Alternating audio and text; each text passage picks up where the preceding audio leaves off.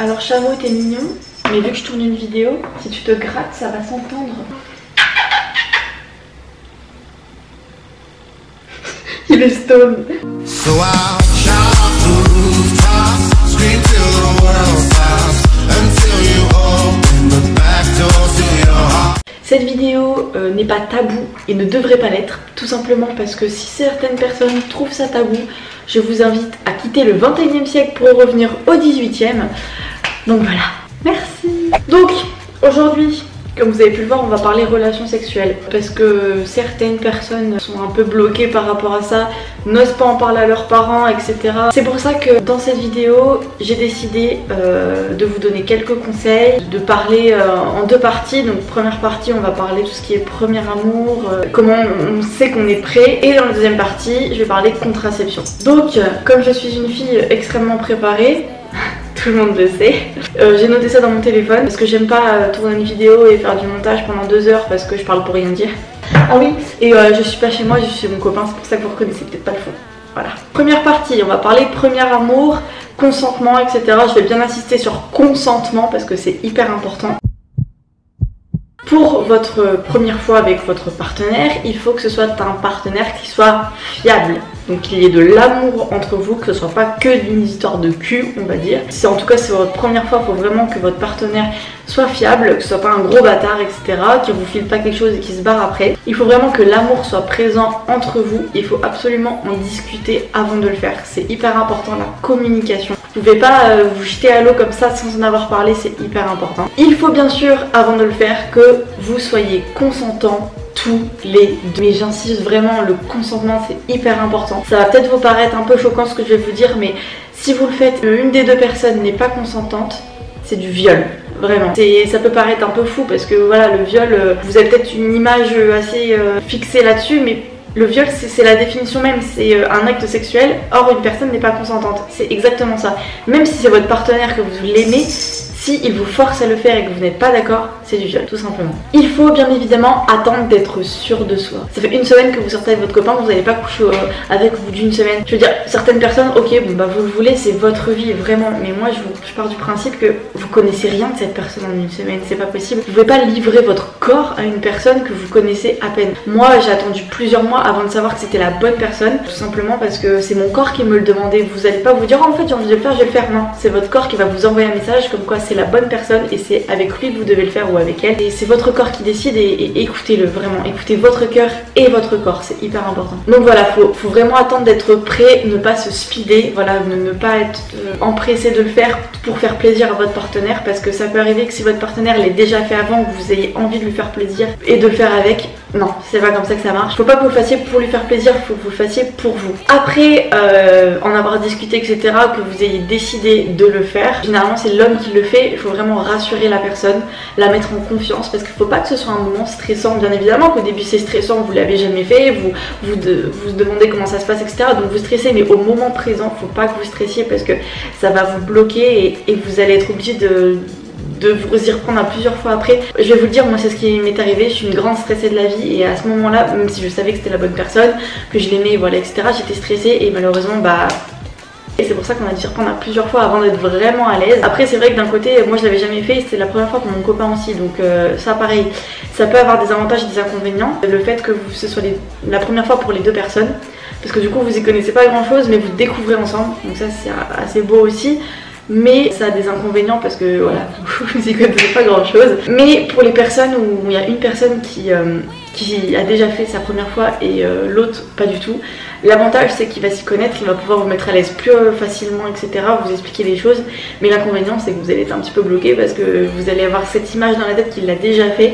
Donc voilà, ça peut avoir des avantages et des inconvénients l'un comme l'autre. Donc une fois que vous avez trouvé votre partenaire idéal, que vous l'aimez, etc., avant de le faire, je voudrais vous parler vraiment de la contraception. Parce qu'un bébé dans le ventre ça arrive très rapidement et sans qu'on s'en rende compte des fois, donc c'est vraiment important la contraception. Au début, pilule préservatif. Moi j'appelle ça la règle des 2 P, voilà, pilule préservatif, vraiment c'est hyper important, l'un ne va pas sans l'autre. Si on vous dit que je prends la pilule c'est bon, je tomberai pas enceinte, faux parce que la pilule est moins fiable que d'autres moyens de contraception.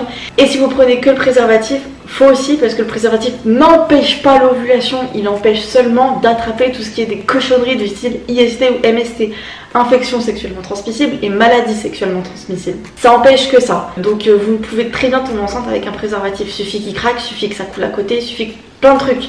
Ça empêche juste d'attraper ces foutues cochonneries. Pilule préservatif, l'un ne va pas sans l'autre. Ensuite, une fois que ça fait plusieurs mois que vous êtes avec votre copain ou plusieurs années, comme vous voulez, que vous savez que voilà, c'est avec vous, que vous avez envie de continuer cette aventure, on va dire, vous pouvez trouver un autre moyen de contraception que la pilule. Moi, c'est ce que j'ai fait au bout de quelques mois parce que... en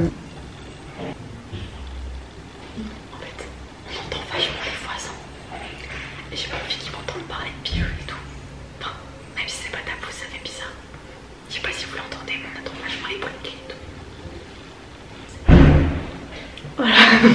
C'est ce que j'ai fait au bout de plusieurs mois. Je suis passée à un autre moyen de contraception qui est l'implant. Alors il en existe plein d'autres, le stérilet, le patch, etc. Il y en a plein de toutes sortes. Moi j'ai choisi l'implant parce que c'est le moyen de contraception le plus fiable de tous. Il est fiable à 99,9% parce que oui, 100% de contraception c'est impossible. C'est forcément, il y a toujours un risque, même à 0,1% c'est possible. Donc c'est pour ça qu'il est fiable à 99,9%. Mais en tout cas c'est un super moyen de contraception parce qu'il est valable 3 ans. L'implant va dégager des hormones qui va empêcher l'ovulation. Du coup vous empêchez de tomber enceinte. Donc la pose, ça peut être posé soit par votre sage-femme, votre médecin traitant ou votre gynécologue, je crois un truc dans ce genre là. Moi c'était ma sage-femme, c'est sur ordonnance médicale.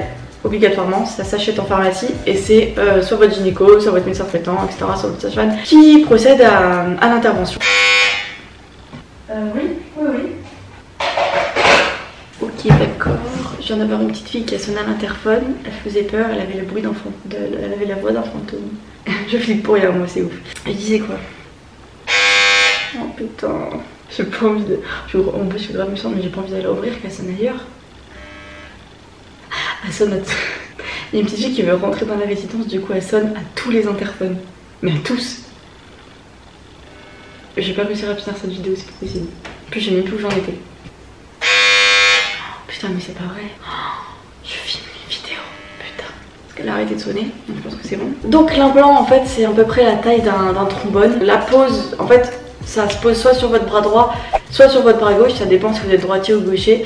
Donc moi je suis droitière, donc c'était placé à gauche. Parce qu'au début on le sent un petit peu, c'est pour ça que on veut être assez libre de nos mouvements. C'est pour ça qu'on le place du côté opposé de notre bras où on utilise le plus. Ça se pose avec une sorte d'agrafeuse, je sais pas trop comment dire. En vrai moi j'ai fermé les yeux pendant qu'elle l'a fait parce que j'avais trop peur en fait. Ça fait mal. En même temps faut voir la taille de mon bras, hein. Franchement je pouvais que le sentir, c'était sûr. En fait ça se passe en 3 coups. Donc déjà on fait une anesthésie locale 2 heures avant je crois, on met un patch pour anesthésier, ensuite on enlève et en fait elle choisit c'est sur la partie intérieure du bras, donc elle pose l'implant avec la graffeuse, elle appuie 3 fois jusqu'à ce qu'il soit bien rentré. Certaines personnes disent qu'ils sentent rien, mais moi j'ai bien senti parce que comme vous voyez la taille de mon bras je pouvais que le sentir. Mais après une fois que vous l'avez, ça dure 3 ans, vous changez qu'au bout de 3 ans, vous êtes tranquille pendant 3 ans, donc franchement c'est que du bonheur. En plus il se sent les 3 premiers jours, il se sent bien les 3 premiers jours. Franchement on a un peu mal, moi je pouvais plus le plier, mais au bout d'une semaine j'avais plus rien. Là ça fait 2 ans que je l'ai et il est nickel, il bouge pas. Moi je le change l'année prochaine du coup. Quand j'ai fait ma demande d'implant et qu'il était posé, qu'il était actif, etc. Avec mon copain on a décidé d'arrêter le préservatif. Alors avant que ça fuse dans les commentaires, le préservatif comme je vous l'ai dit n'empêche pas l'ovulation, mais il empêche d'attraper tout ce qui est IST, MST. Pour ça, il suffit de faire un dépistage. Donc nous on a été dépistés, on était nickel tous les deux, donc on pourrait se permettre de l'enlever. Et parce qu'aussi on était sûr de notre relation et parce que j'avais un moyen de contraception qui était fiable, vraiment le plus fiable possible. C'est pour ça qu'on a décidé de l'enlever. Et aussi parce que quand on a une relation sexuelle avec préservatif et sans, c'est pas la même chose. Enfin, comment expliquer? Avec préservatif, vous sentez moins, vous ressentez un peu moins de choses qu'avec le préservatif, que sans le préservatif. Ah, je vais y arriver. Avec le préservatif et sans le préservatif, c'est différent, la relation est différente. Moi, je préfère sans. C'est pour ça qu'on a aussi décidé de l'enlever. Voilà, parce qu'on était dépistés et que j'avais un moyen de contraception très fiable. C'est tout simplement. Et honnêtement, on a fait ça au bout de peut-être 6 mois de relation. Donc ça peut paraître pas rien du tout, c'est vrai. Mais aujourd'hui, ça fait 2 ans, pratiquement 2 ans et demi qu'on est ensemble. Et il n'y a jamais eu de problème. Donc encore une fois, c'est pas moi qui vais vous dire faut que vous fassiez ça à tel jour, à tel mois, etc. Pas du tout, c'est vous qui voyez. Le temps, je peux pas vous le dire. Là, les conseils que je vous donne, c'est uniquement pour mettre en application certaines choses. C'est pas mettre en application à ce moment même. Il y a que vous il y a que votre corps et que votre cœur, votre cerveau aussi, qui va vous dire quand est-ce que ce sera bon, quand est-ce que ça aussi, enfin plein de choses. Et encore une fois, si vous êtes mineur, je vous le dis parce que j'étais mineure quand je l'ai fait et lui était majeur. Là, vous n'avez pas le temps d'en parler à vos parents parce que... alors oui, ok, ils disent qu'à partir de 15 ans et demi, c'est possible sans accord des parents de faire... Pas du tout, au contraire. À partir de 15 ans et demi, c'est autorisé d'avoir une relation sexuelle avec un majeur avec le consentement des parents et seulement avec le consentement des parents. Vous ne pouvez pas décider vous-même de le faire avec une personne majeure si vos parents ne sont pas d'accord. Parce que si vous le faites et que vos parents n'étaient pas d'accord, rien ne les empêche d'aller porter plainte et là... votre copain risque gros. C'est pour ça que moi j'avais 16 ans, donc j'avais au-dessus de 15 ans et demi. Et également lui en avait 18. C'est pour ça que mes parents étaient consentants. Voilà, je le dis bien, ils l'étaient, donc il n'y a pas eu de problème là-dessus. Voilà, après si vous êtes majeurs tous les deux, nickel. Si vous êtes mineurs tous les deux, demandez quand même à vos parents, c'est important en tant que mineur. Mais voilà, si vous êtes mineur et majeur, je le dis parce que c'est mon expérience aussi, consentement des parents obligatoire. Pourquoi 15 ans et demi? Parce qu'en dessous de 15 ans et demi, même avec le consentement des parents, c'est interdit. Voilà, vous avez 14 ans et il a 18, c'est interdit. Si vous vous faites choper et que la police entre guillemets au courant, vous risquez gros, la personne majeure risque gros. C'est à partir de 15 ans et demi, vous pourrez avec consentement des parents. Il a 18 ans, bon bah voilà, vous faites ce que vous voulez. Donc voilà tout le monde, cette vidéo est maintenant terminée. J'espère que j'aurais pu vous donner quelques conseils, que j'aurais pu voilà, vous mettre un peu à l'aise parce que je sais que c'est un sujet pas très parlé sur YouTube. Enfin certains en parlent mais je trouve que pas assez. Moi je dis on peut pas trouver les réponses sur soi-même, il faut forcément demander à des personnes et certains osent pas. C'est pour ça que je fais cette vidéo pour vous donner quelques conseils de mon expérience. Encore une fois, c'est seulement mon expérience, c'est seulement mon avis. S'il y a certaines choses que vous posez encore des questions, n'hésitez pas à me demander dans les commentaires, ou si vous voulez pas que ce soit public, n'hésitez pas à aller me demander en privé sur Instagram ou Snap. Les deux sont dans la barre de description. Encore une fois, avant de le faire, si vous l'avez pas encore fait avant de le faire, encore une fois, soyez consentants tous les deux parce que une première fois, on peut pas faire machine arrière. Une fois qu'on l'a fait, on l'a fait et si vous regrettez votre première fois, ce sera toute votre vie et c'est bien triste malheureusement. Donc vraiment, soyez consentants tous les deux, je le redis, c'est hyper important. Sur ce, je vous fais de très gros bisous et je vous dis à très vite dans de prochaines vidéos. Bisous et surtout, protégez-vous, vraiment. Wow.